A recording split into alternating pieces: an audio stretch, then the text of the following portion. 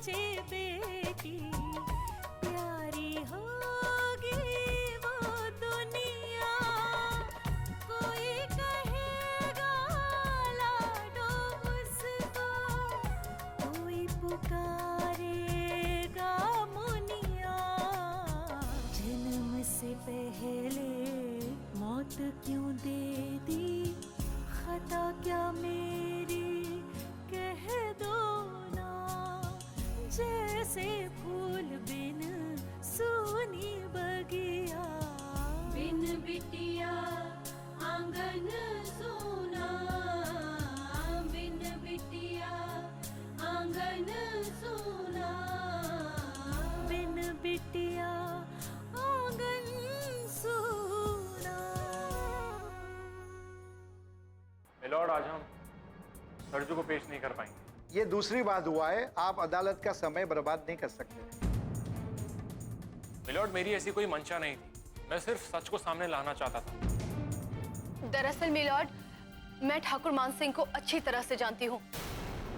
वो अपने रास्ते में आने वाले किसी भी इंसान की जान लेने से भी नहीं हिचकते। बरखुरदार, तुम्हारे जैसे लोग हमारे सामने खड़े भी नहीं हो पाते।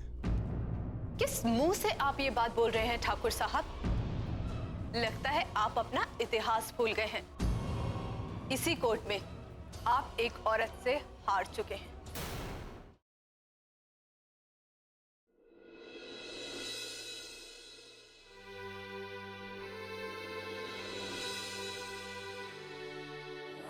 हाँ, अगर अनु दीदी आपको वापस मिल जाए तो क्या करोगी आप? हे भगवान, मन से बात निकल ही नहीं रही है। कैसे शांत करूं अपने आप को मैं?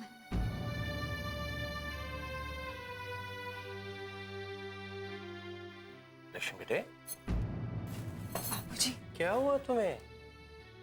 हर वक्त क्या सोचती रहती हो तुम?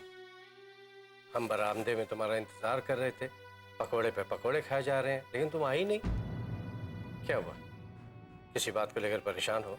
बाबूजी, अपराजिता के सवालों से मैं डर गई बाबूजी। अपराजिता के सवालों से? अच्छा, क्या पूछ लिया उसने तुमसे? बाबूजी, वो मुझसे पूछ रही थी कि अगर किसी दिन मुझे अनु मिले और उसके साथ उसका वो परिवार या उसकी वो माँ मिल जाए जिसने उसकी परवरिश की, जिसने उसे पाला, उसे पोसा, तो मैं क्या करूंगी?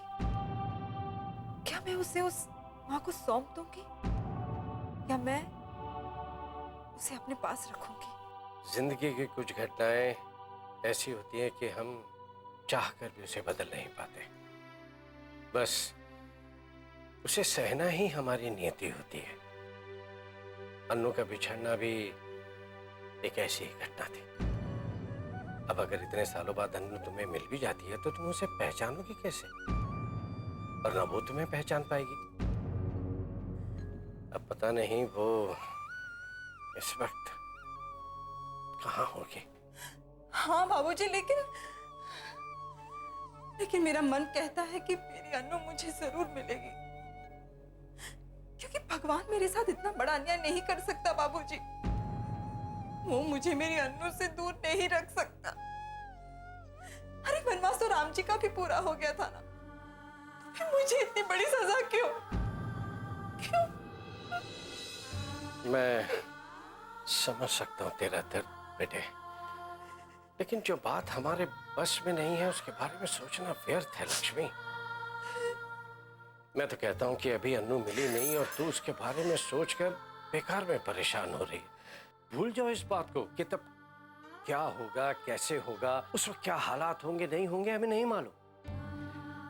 परिस्थितियों के हिसाब से निर्णय लेना उचित होगा लक्ष्मी।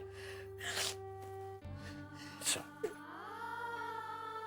ईश्वर पे छोड़ दे ये सब। उसे पता है उसे क्या करना है। बिछुड़ाया भी उसने, मिलवाएगा भी वही। अलग करने के पीछे भी उसकी कोई वजह होगी तो मिलवाने की भी। अपने दिमाग से बात निकाल दे और ये सोचकर खुश हो कि कभी तो अन्नू मिलेगी। उम्मीद जीने का बहुत बड़ा सहारा होती है। अरे तू तो मेरा बहुत बहादुर बच्चा है।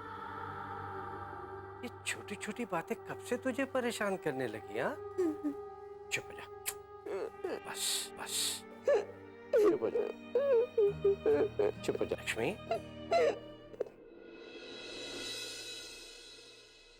आप चिंता मत कीजिए, कोई ना कोई हल जरूर निकल आएगा। मैं नारायण से इस बारे में बात करूंगी। आप अपनी सेहत का ध्यान रखिएगा और हो सकेगा तो मैं नासिरगढ़ आने की कोशिश करूंगी। जी बहुत अच्छा, रखती हूँ, नमस्कार।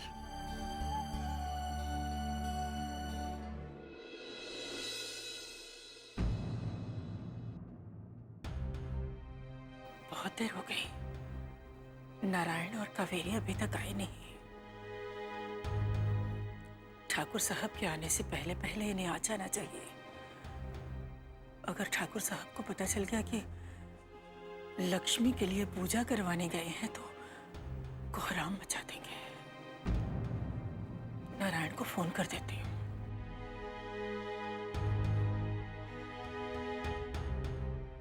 माँ,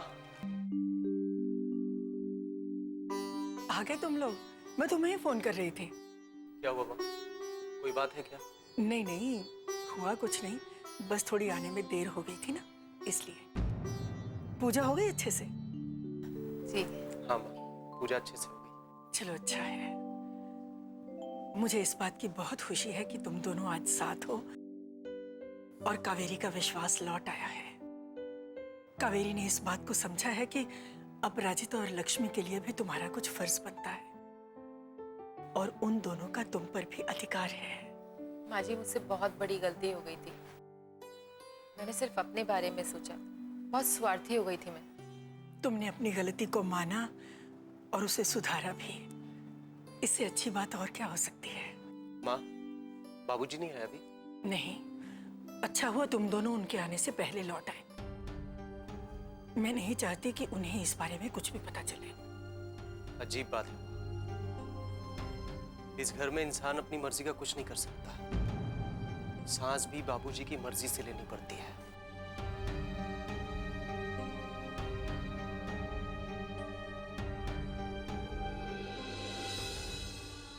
यही तो हमारी बदकिस्मती है नारायण, कि तुम्हारे बाबूजी ने कभी इंसान को इंसान नहीं समझा। वरना आज इस हवेली में लक्ष्मी की पायल की झनकार और अपराजिता और अन्नू की हंसी गूंज रहे होते। बिन बिटिया आंगन सोना।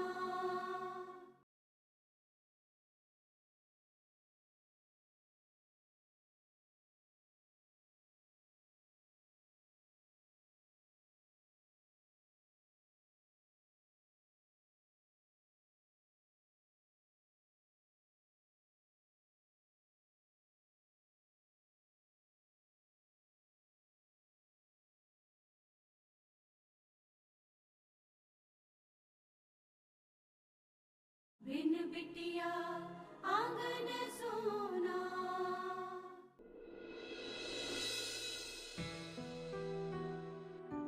ठाकुर साहब चलिए खाना खा लीजिए।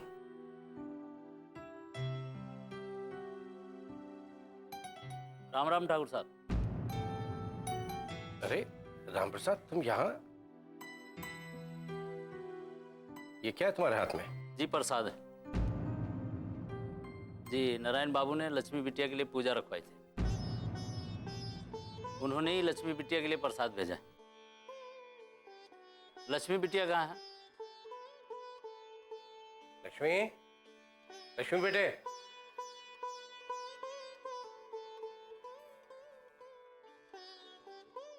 लक्ष्मी बेटे, नारायण जी ने तुम्हारे लिए प्रसाद भेजा है।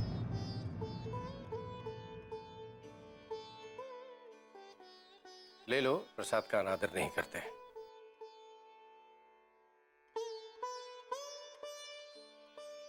रुक जाओ लक्ष्मी।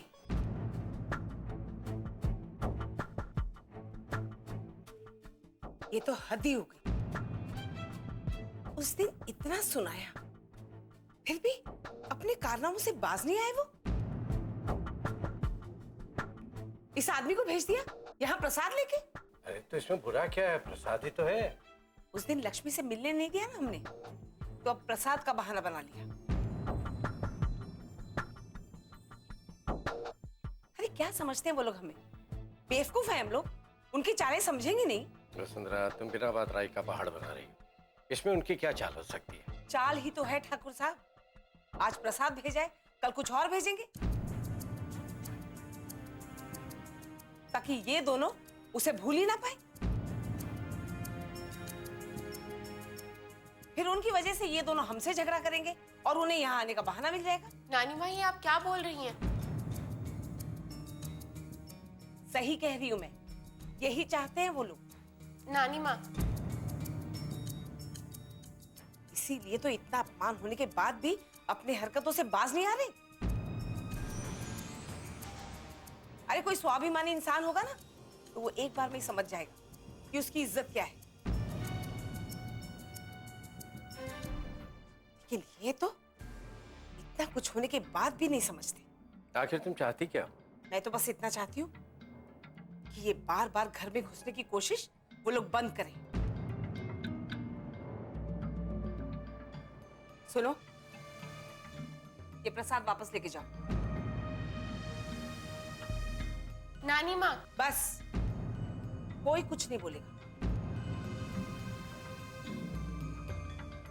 ले जाओ ये प्रसाद। बोला ना हमने, सुना नहीं तुमने? मैंने कहा ना जाओ।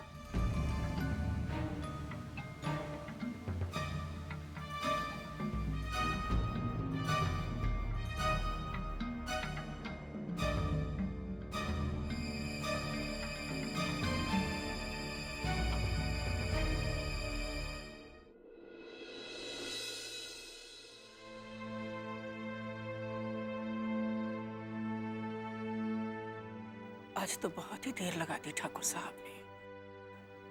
मन में तरह तरह के विचार आ रहे हैं। भगवान करे सब ठीक ठाक हो।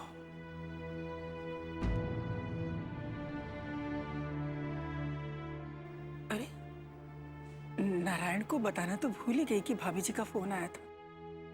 नारायण, नारायण बेटा।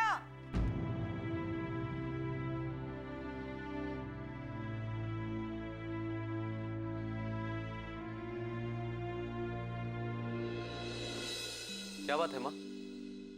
नारायण, मैं तुम्हें बताना ही भूल गई। वो नासिरगढ़ वाली भाभी जी है ना, उनका फोन आया था। वो कह रहे थे इतना घमंड है? समझती क्या आपने आपको? इतने भर की छोकरी और बातें देखो। क्या कह रही थी वो? कि इतिहास अपने आप को दोहराता है। उसे शायद ये नहीं पता कि ठाकुर मान सिंह इतिहास बदलने की ताकत रखता है। बहुत घमंड है ना उसे अपने पुलिस इंस्पेक्टर होने का, इसीलिए हमारे सामने इतना बढ़ चढ़ कर बोलती है वो। लेकिन देखना, इस केस के खत्म होते होते उसकी सारी हेकड़ी निकल जाएगी। ये किस तरह की बात कर रहे हो अभिमान? तुम्हारी भाषा को क्या हो गया? औरतों के लिए जरा भी इज्जत नहीं तुम्हारे मन में? वो इज्जत देने लायक है ही नहीं तो क्या इज्जत दे उसे? इस लड़की ने तो हमारा जीना दूभर किया हुआ ही है कि वो लक्ष्मी ने भी अब तक हमारा पीछा नहीं छोड़ा। अब लक्ष्मी ने क्या किया?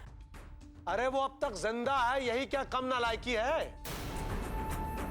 बिन बिटिया आंगन सोना।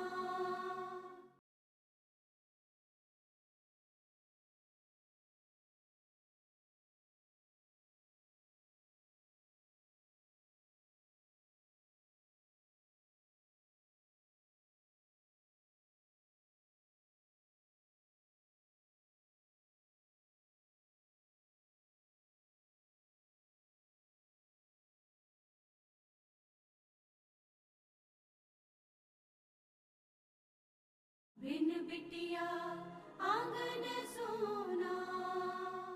इस लड़की ने तो हमारा जीना दूभर किया हुआ ही है कि वो लक्ष्मी ने भी अब तक हमारा पीछा नहीं छोड़ा। अब लक्ष्मी ने क्या किया?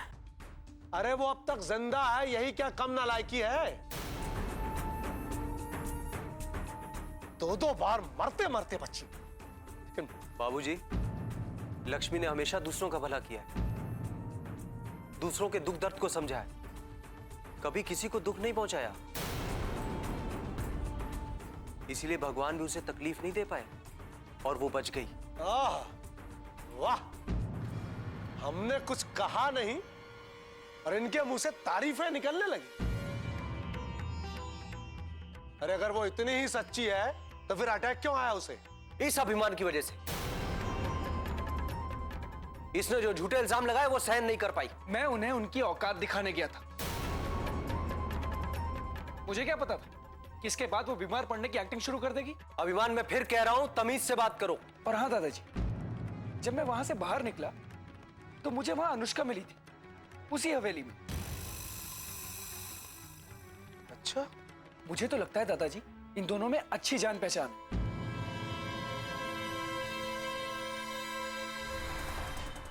लगता है आप अपना इतिहास भूल गए हैं। इसी कोर्ट में आप एक औरत से हार चुके हैं। जानते हैं वीरेंद्र जी, वो औरत कौन थी? वो कोई और नहीं, इनकी अपनी बहू लक्ष्मी थी। ओहो, तभी वो लक्ष्मी के बारे में सब जानती है। इसीलिए वो कोर्ट में मालती के बलात्कार के केस के बारे में बात कर रही थी। लक्ष्मी ने उसे सब बताया होगा। उसे लगता है लक्ष्मी की तरह वो हमें भी हरा देगी। लेकिन वो ये नहीं जानती कि वो केस हम हारे नहीं, बल्कि ऐन वक्त पर अगर हमारे भतीजे ने हमें धोखा देकर उस 2 टके की लड़की मालती से शादी न की होती ना, वो केस हम कभी नहीं हारते। इस दुनिया में कोई पैदा नहीं हुआ जो हमें हरा सके। इस लड़की की क्या बिसात है। यही बात तो पापा को समझ में नहीं आती कि उस औरत की हैसियत हमारे आगे कुछ भी नहीं है। हम जब चाहे उसे चुटकियों में मसल सकते हैं। अभिमान, मैं एक बार फिर से कह रहा हूं, अपनी जुबान को लगाम दो, वरना। ये देखो, हमारे घर का विभीषण, जब भी उस औरत के खिलाफ हमने कुछ बोला है, ये उसी धोखेबाज की तरफदारी करता है। ऐसे लोग घर में हो तो दुश्मनों की क्या जरूरत है? इसे तो विभीषण कह दिया आपने। कभी अपने बारे में सोचा है कि आप क्या हैं? रावण। हम रावण हैं, यही कहना चाहती हो ना? तो हाँ, हम रावण हैं। और इस रावण की ताकत क्या है, ये बहुत जल्द सबको पता चल जाएगा। और हमारी लंका में आग लगा सके ऐसा आज तक कोई पैदा नहीं हुआ। और अगर हो गया ना, बहुत दिनों तक इस धरती पे सांस नहीं ले पाएगा। ये बात अच्छी तरह समझ लो ठकुराइन, अच्छी तरह समझ लो।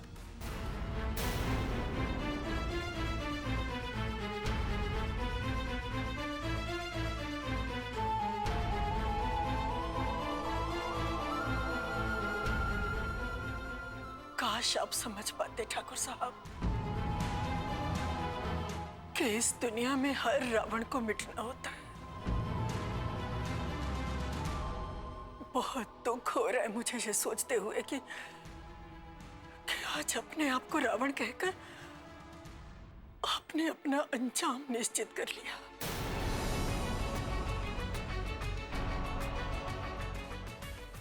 बिन बिटिया आंगन सोना।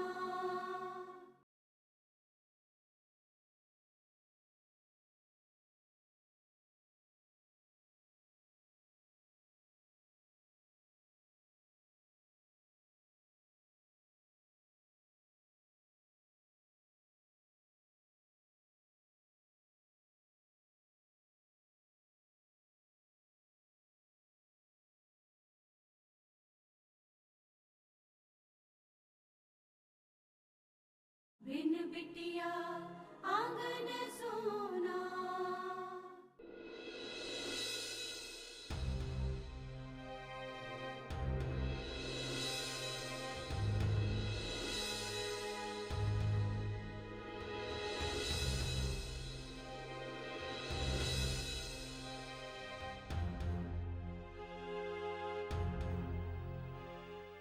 माँ, आप क्या सोच रहे हैं? अदालत को सरजू चाहिए और हमारे पास सरजू है नहीं। अब हम अगली पेशी में क्या करेंगे अनु? कहाँ से लाएंगे सरजू? माँ, लेकिन ऐसे परेशान होने से भी तो कुछ नहीं होगा ना? पता है, लेकिन सरजू को लाने के सिवा अब हमारे पास और कोई रास्ता भी तो नहीं विशाल के बरी होने का। वो जिस तरह से गायब हुआ है, अब हमारे हाथ आना मुश्किल हो गया है उसका। मुझे तो बहुत डर लग रहा है विशाल। अब हम क्या करेंगे? सुशीला, इस तरह हिम्मत मत हारो। अगर हमें जरा भी सच्चाई है तो जीत हमारी होगी। आपको सब कुछ साफ साफ दिख रहा है, फिर भी आप कह रहे हैं कि सब कुछ ठीक होगा। हर बार सच्चाई की जीत ही हो, ऐसा तो नहीं होता ना। कई बार सच्चे लोगों को भी उस कसूर की सजा भुगतनी ही पड़ती है जो उन्होंने नहीं किया होता है। जैसे मेरे माँ और पापा को भुगतनी पड़ी थी। उन्होंने भी उसी गुनाह की सजा भुगती जो उन्होंने किया ही नहीं था। और साथ में मेरी माँ को भी भुगतनी पड़ी।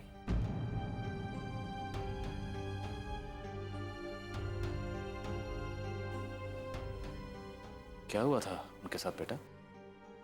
वीरेन जी, ये सारी बातें इस वक्त मत कीजिए प्लीज। नहीं अनुष्का जी, ये बात तो मुझे बतानी ही पड़ेगी आंटी को, क्योंकि अगर ये बात नहीं बताई तो ये कहानी दोहरा दी जाएगी। ऐसा क्या हुआ था वीरेन? बोलो ना। मेरे पापा बैंक में काम करते थे और वहां के किसी कर्मचारी ने कुछ रुपयों का गबन किया, लेकिन इल्जाम मेरे पापा पर आया। और जब जांच हुई तो सारे सबूत, सारे गवाह मेरे पापा के खिलाफ थे। निर्दोष होते हुए भी उन्हें चोरी के इल्जाम से कोई नहीं बचा पाया। मेरी माँ रोती रही, मेरे पापा चीख चीख कर बोलते रहे, लेकिन उनकी किसी ने नहीं सुनी। ना ही माँ के आंसुओं से कोई पिघला और ना ही पापा की दर्द भरी पुकार का किसी पर असर हुआ।